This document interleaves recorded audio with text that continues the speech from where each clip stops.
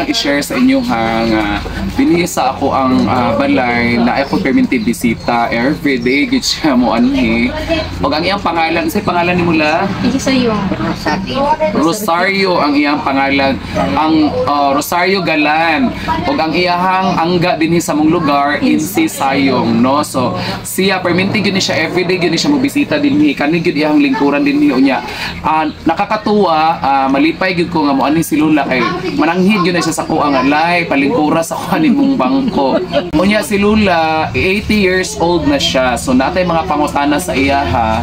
Kay puti naman iyang buhok o nakita ninyo guys, puti na iyang buhok. Unya ato siyang pangutan-on kung pila ka buok iyang anak, kung unsa iyang mga nasinati sa kinabuhi sulod sa 80 years old kay permintin ko na ko siya makitaan so gusto ko makabalo. So Lula, pila ka buok imong anak? Ang anak?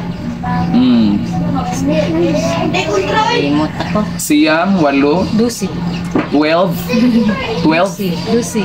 O 12 ka buok iyang anak? 12. Dusi. 11. Dili oy. Si Manong, si Manang, si Ate, Shirley, si Manong, si Manang, si Ate Mile, si Ate Mile, si Ate Mile, si Pudoy, si Okra, si Wina, si Roth, nako, si Ringo, si Manong awan na si Paroy. Si Rube eh. Si Rube. Napo lagi. Ano po? So, ang anak ni Lula is napulo kabuok gyud sila no, napulo kabuok. So, ang iyang mga anak daghan na pud og mga professionals nga na sinati nako, nakaila pud nako ang uban kay silingan mi dito sa una sa iyang gipuy-an. So proud kay ko kang Lula kay ang iyaha ko nung sige wala. Ang iyaha ko nung panginabuhi sa una is kanang manguha og dabong, mangubod og dabong kanang sa kawayan gani. Ubod sa kawayan kay para iyahang ma-survive ang iyang 10 ka anak karon mga professional na maestra na engineer o uban pa din ha. So proud kay ko kalula nga naa siya dinhi guys. So magsige na siya anhi dinhi sa kuang lugar kay mangita siya sa kong auntie. So ang bana sa kong auntie igsuon ni Lula. So si Uncle Pedro igsuon ni Lula. So Lula, mo bless ko sa imo ha. Naisay siman. Tricycle na.